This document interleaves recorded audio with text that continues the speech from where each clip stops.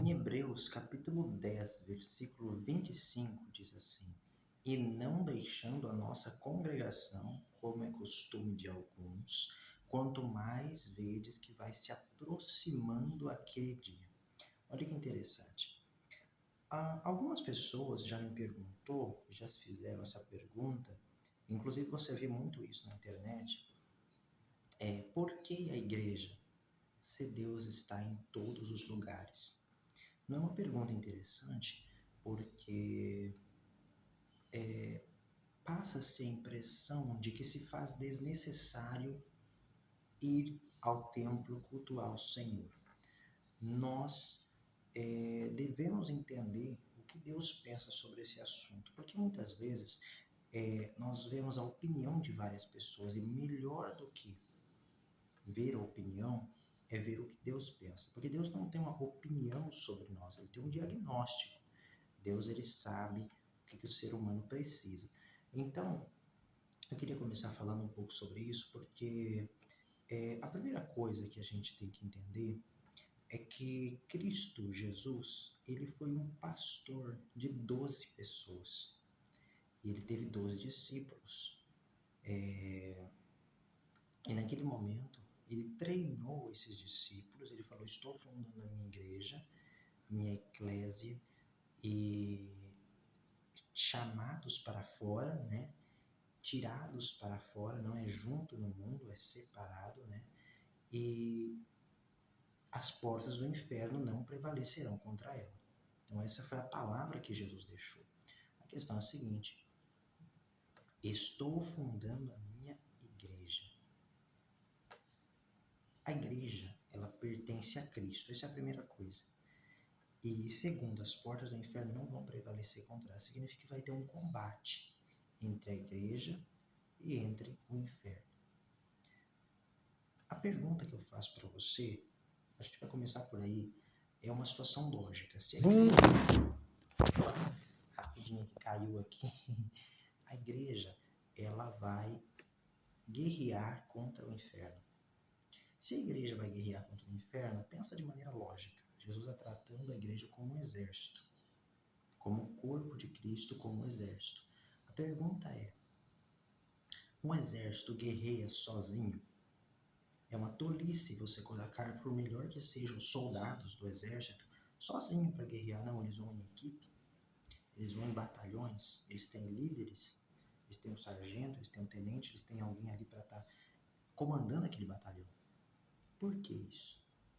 Porque um dá cobertura para o outro.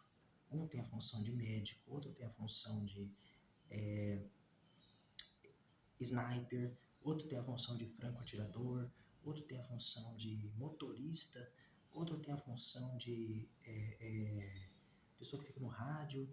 Cada um tem sua função, por quê? Porque aquela equipe, é importante entender isso, eles vão desempenhar uma tarefa, uma função sobre a liderança daquele tenente, por exemplo.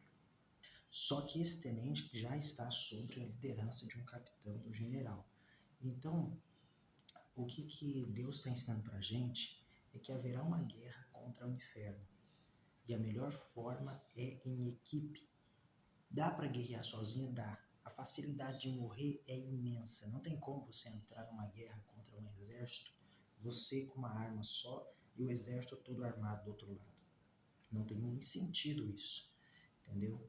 Então, por isso que muitas pessoas, quando ficam fora da igreja, eles aguentam ali 1 mês, 2 meses, a fé começa a se esfriar.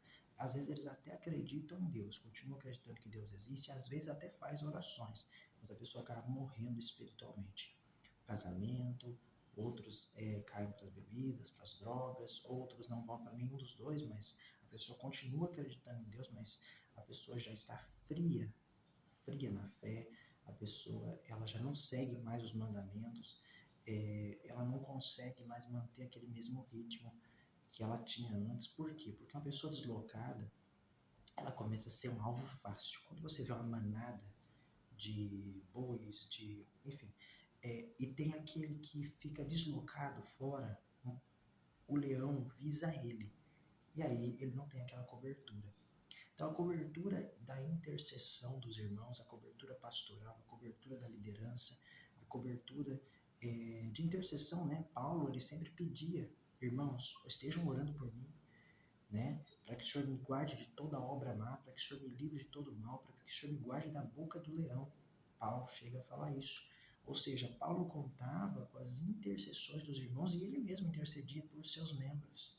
Ele mesmo então, esse cerco de oração, de intercessão feito entre essa equipe, né, a qual nós chamamos de igreja, é então necessário e fundamental. Eu trouxe em primeiro plano essa questão do templo.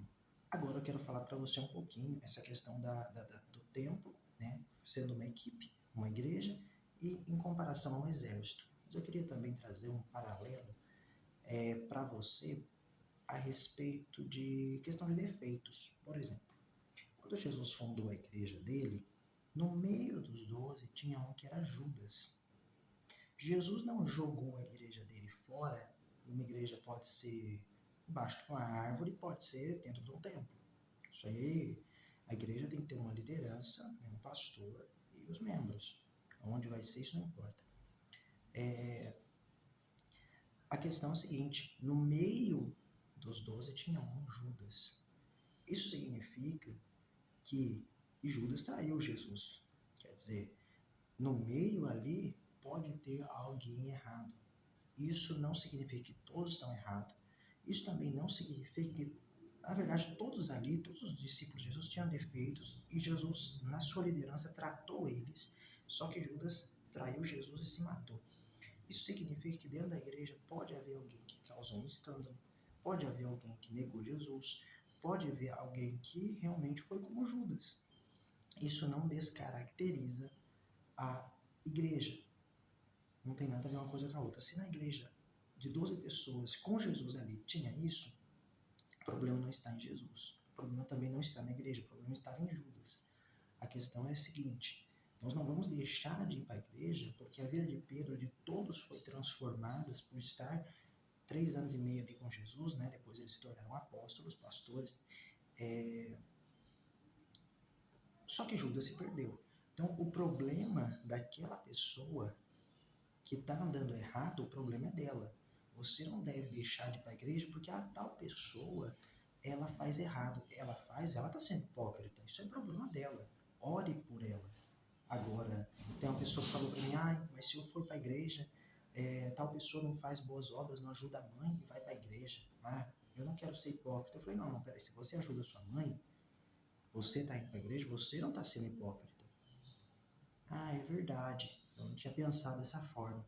Agora, problema dos outros, entendeu? Então, assim, na igreja não é um lugar de pessoas perfeitas. Todos ali têm defeito.